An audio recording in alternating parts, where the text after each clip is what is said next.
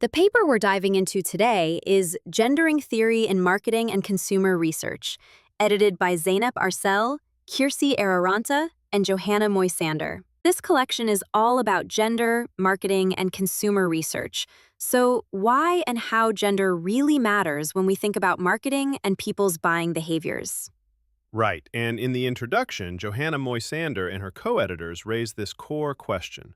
How are gender dynamics shaping marketing and vice versa? Basically, they're asking, how do dominant ideas about, like, what it means to be a man or a woman actually influence what gets sold, how products are presented, and even who gets to join the conversation as consumers or marketers? Exactly.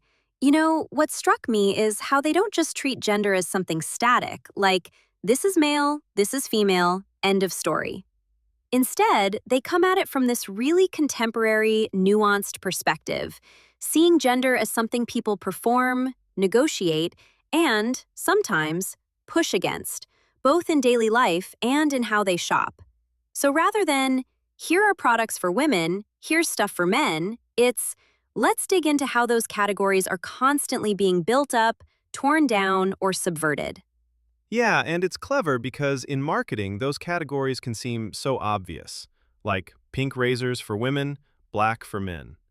But this book is saying, well, hang on, what does that actually do to our ideas about gender? It looks at marketing not just as a reflection of society, but as something that actively shapes what's considered masculine or feminine. And they argue that if we just accept those categories at face value, we miss a lot. The authors want us to critique and rethink the defaults, and to ask questions like, who gets included? Who gets excluded? Like one of the chapters looks at singleness and how being a single woman in Britain comes with all these extra layers of judgment and marketing narratives that, honestly, usually don't get challenged. Right, and another chapter explores fashion blogs, kind of a mashup of fashion and fat activism, to look at how women use blogs to both reinforce and resist normative femininity. It's pretty cool because blogs become this space to negotiate identity. But should we break down a bit what methods the authors use? Since it's a collection, it's not just one study. Good idea.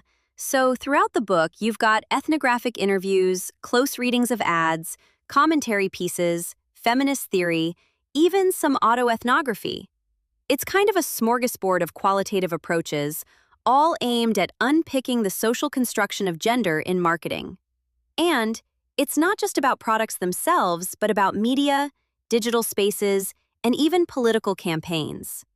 I loved the chapter about the marketing of female politicians.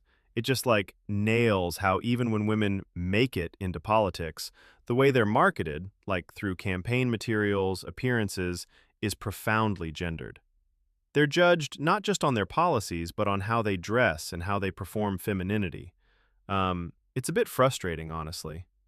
Yep, and then there's stuff on men too, like exploring masculinity in domestic tasks, men doing cooking, for instance.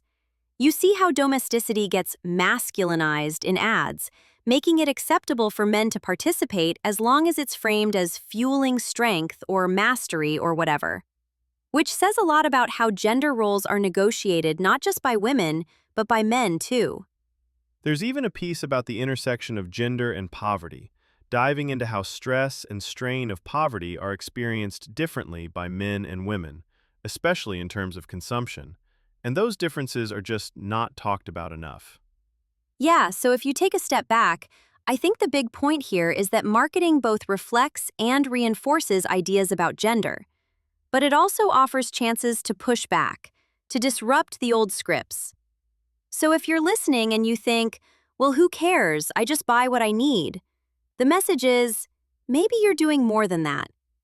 Every choice, every campaign helps prop up or reshape what gender means. That's the thing. Academic research isn't like absolute gospel. It just gives us new ways to look at ourselves and the stories we're part of, sometimes without even knowing it. Random thought. Did you ever notice how kids' toys keep getting more, I don't know, aggressively gendered? Like toy tractors for boys, pink cash registers for girls. Sometimes I wonder, did we always do that? I know. Or maybe it's just more obvious to us now because we're finally scrutinizing it. Either way, this book is a solid reminder that thinking critically about gender and marketing doesn't just belong in academia. It's for anyone who, wants to understand the hidden forces shaping their daily life. Totally agreed. So yeah, Gendering Theory in Marketing and Consumer Research, edited by Arsel, Eräranta, and Moisander, invites all of us to question what seems normal about gender in marketing and maybe even imagine something different.